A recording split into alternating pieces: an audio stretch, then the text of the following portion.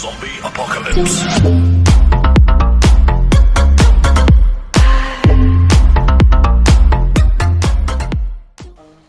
Assalamualaikum warahmatullahi wabarakatuh. Kembali lagi bersama Bapak di channel SDN Lumajang 2. Pada kesempatan kali ini kita akan mempelajari tema 6, subtema 3, pembelajaran 4.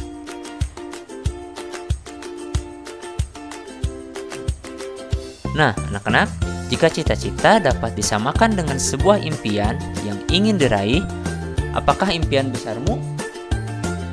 Simaklah cerita tentang seorang yang bermimpi besar dan kerja kerasnya untuk mewujudkannya. Mimpi seorang laskar pelangi. Andrea Hirata adalah seorang penulis novel Indonesia.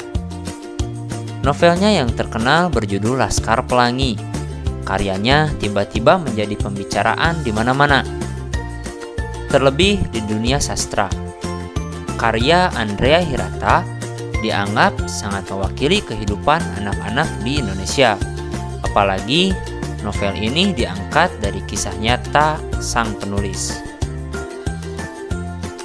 Sewaktu kecil, Andrea menimba ilmu di sebuah sekolah yang kondisi bangunannya sangat mengenaskan. Bahkan bangunan itu hampir roboh. Kondisi sekolah yang bernama SD Muhammadiyah tersebut memang cukup memprihatinkan.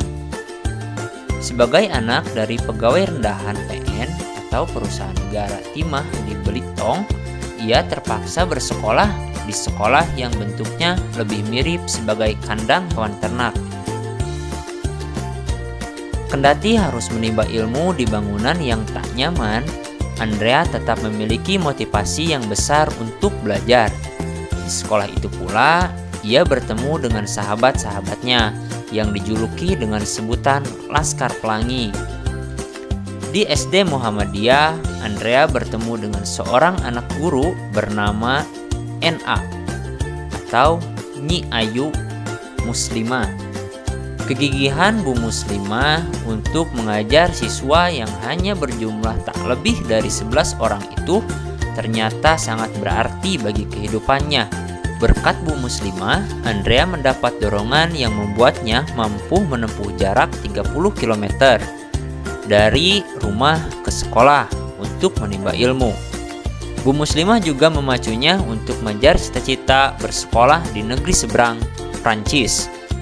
Sebuah mimpi dan cita-cita yang sangat mustahil kala itu. Nah, anak-anak, tugas kalian mengisi tabel berikut. Di sini ada cita-cita Andrea Hirata. Apakah cita-cita Andrea Hirata? Serta halangan apa yang dihadapi? Sikap apa yang dimiliki Andrea Hirata? Serta usaha yang dilakukannya. Kemudian kalian tuliskan kesimpulan terhadap usaha Andrea Hirata untuk meraih cita-citanya. Coba kalian baca puisi berikut ini. Judulnya Laskar Pelangi, karya Niji.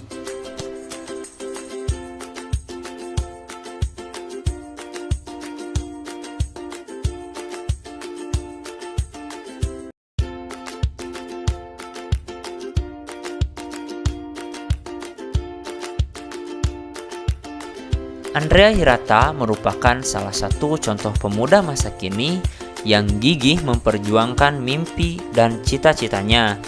Kemiskinan keluarganya tidak menghalanginya mengejar mimpi hingga ke negeri orang.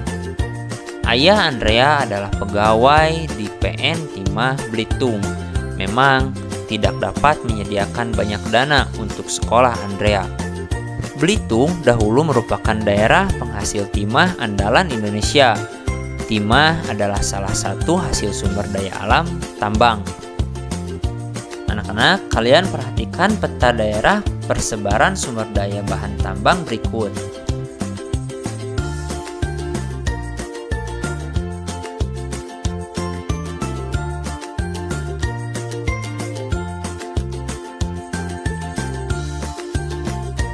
Berdasarkan peta sumber daya alam bahan tambang barusan, terdapat berbagai bahan tambang yang tersebar di seluruh wilayah Indonesia.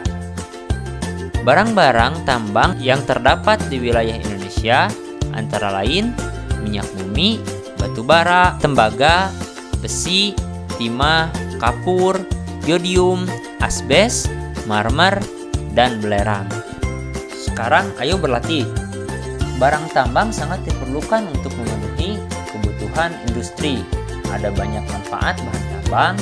Carilah informasi tentang manfaat sumber daya alam tambang dengan melengkapi tabel berikut. Di tabel ini ada barang tambang serta manfaatnya. Bapak kasih contoh nomor 1, barang tambang bensin, manfaat, bahan bakar kendaraan. Untuk nomor 2 dan seterusnya, silahkan kalian isi. Setiap daerah di Indonesia menghasilkan sumber daya alam yang berbeda-beda. Akan tetapi, sebagai bagian dari Negara Kesatuan Republik Indonesia, semua sumber daya alam itu dikelola negara untuk kemakmuran rakyatnya. Keragaman sumber daya alam di berbagai daerah tersebut akan memperkuat rasa saling membutuhkan antara satu daerah dengan daerah yang lain.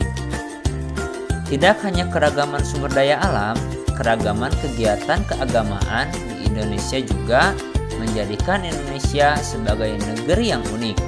Keragaman itu justru meningkatkan kerukunan antar umat beragama. Perhatikan beberapa kegiatan keagamaan yang ada di Indonesia.